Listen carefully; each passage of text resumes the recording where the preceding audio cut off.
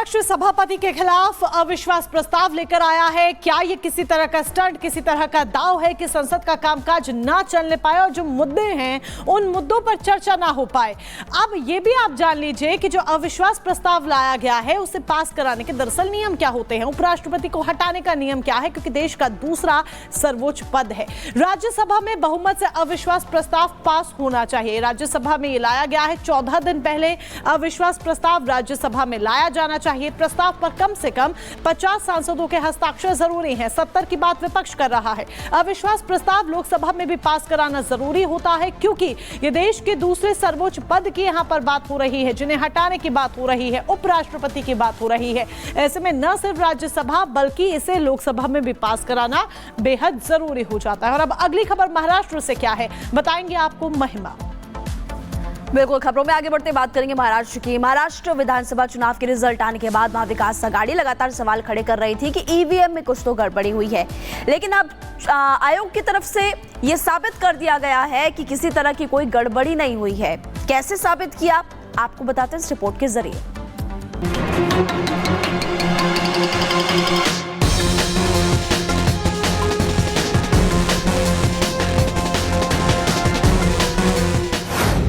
EVM का सच, EVM के सवाल पर विपक्ष बेहाल, एमवीए को लगा जोर का झटका। चुनाव आयोग ने साबित किया सच, वीवीपैट में पर्चियों का मिलान हुआ सही।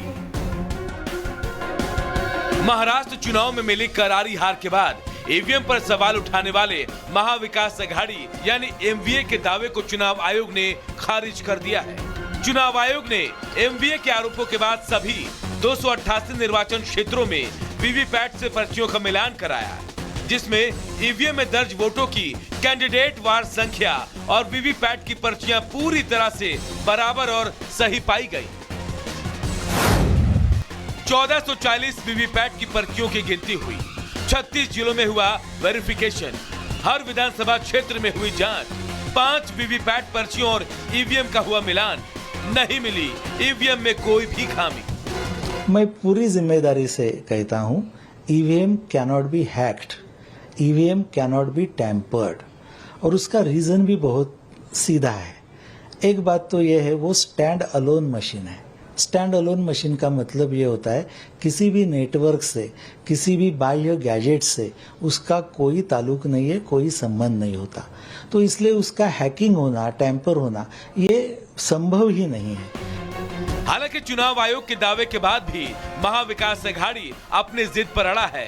तभी तो सच सामने आने के बाद अब पूरा इंडी गठबंधन इस मामले को सुप्रीम कोर्ट में ले जाने की तैयारी कर रहा है। सुप्रीम कोर्ट में अपीयर होना है। इंडिया अलायंस करके हम लोग उसमें जा रहे हैं। इंडिया फ्रंट के माध्यम से हम लोग रीट दाखिल कर रहे हैं, और उसमें जो धांधली इलेक्शन कमीशन के द्वारा बीजेपी को जितवाने के लिए, बीजेपी अलायंस को जितवाने के लिए हुई है, उसके खिलाफ ये रीट दाखिल हम लोग ये केस दाखिल कर रहे हैं। दरअसल लोकसभा चुनाव में बेहतर प्रदर्शन करने वाले इंडी गठबंधन को विधानसभा चुनाव में करारी हार मिली, जिसके बाद से लगातार वो ईवीएम पर सवाल खड़े कर रहा था। लेकिन अब चुनाव आयोग ने ईवीएम और वीवीपैट के पर्चियों का मिलान कर इंडी गठबंधन के दावों को खारिज कर दिया है।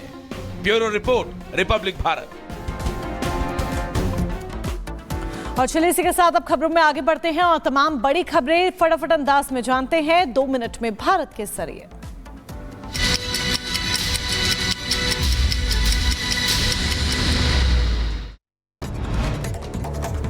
सीरिया में तख्ता पलट के बाद बिगड़े हालातों के बीच भारत ने सीरिया से अपने 75 नागरिकों को निकाला। लेबनान के रास्ते भारत लौटेंगे सभी नागरिक। निकाले गए लोगों में जम्मू कश्मीर के 44 तीर्थयात्री शामिल थे, जो कि सैदा ज़ैनब में फंसे हुए थे।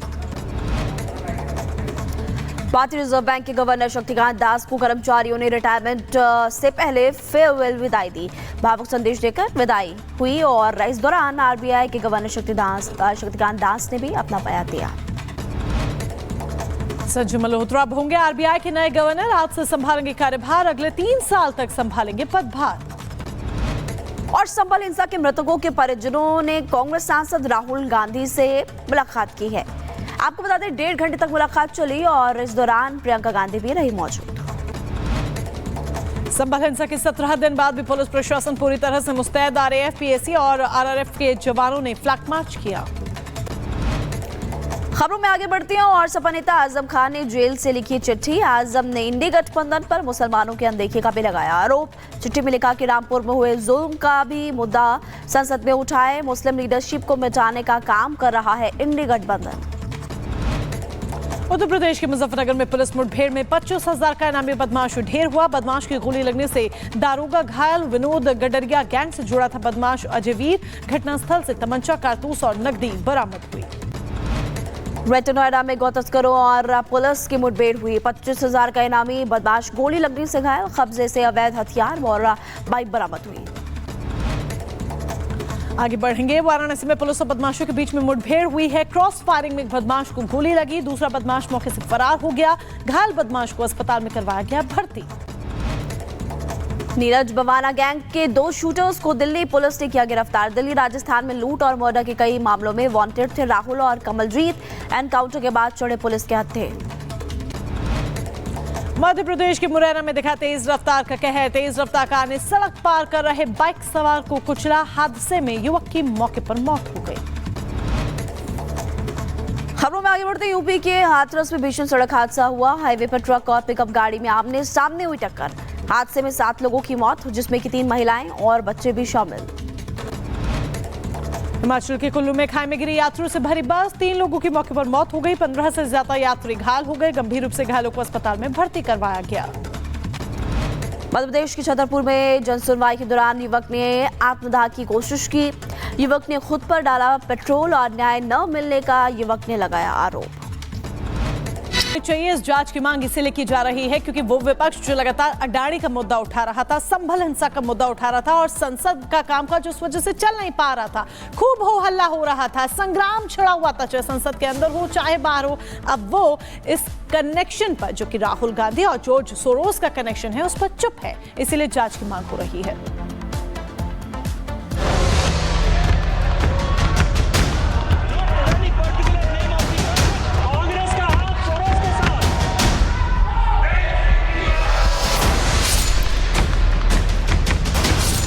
सोरोस पर सवाल, कांग्रेस क्यों बेहाल?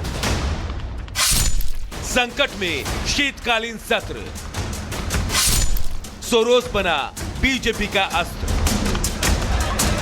संसद के शीतकालीन सत्र में अमेरिकी कारोबारी जॉर्ज सोरोस और कांग्रेस के साथ संबंधों को लेकर सामने आए नए गठजोड़ का मुद्दा छाया हुआ है।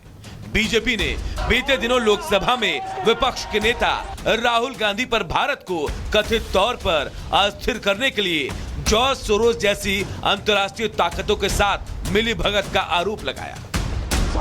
बीजेपी इस मामले को लेकर कांग्रेस पर हमलावर है, तो वहीं पूरी कांग्रेस और उससे जुड़े गठबंधन के नेता इस मुद्दे पर जवाब देने से बचते नजर आ रहे हैं। यही वजह है कि सदन में मामले पर जोरदार हंगामा देखने को मिल रहा है।